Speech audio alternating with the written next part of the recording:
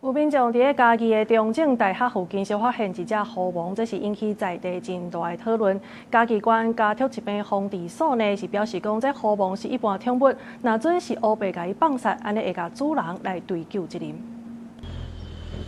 影片清楚会看到，一只狐獴无咧惊人的徛伫路边，到对家翕的镜头紧紧看。这段影片放伫网络社群媒体，引起真侪人关注。嘉义县家畜疾病防治所知影了后，就来到现场要找这只狐獴。在本县的中正大学附近有发现一只狐獴的案子，本所已经派员前往捕抓，但是没有发现到狐獴的踪迹。嘉义县的中正大学附近有民众赛车的时阵，意外发现这只狐獴，因为伊唔惊人的反应，嘛互防治所来研判，可能是有人饲，唔知为倒位逃走出来的。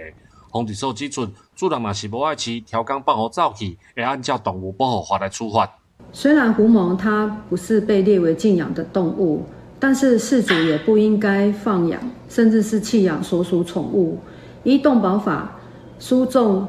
可以罚3000到15000，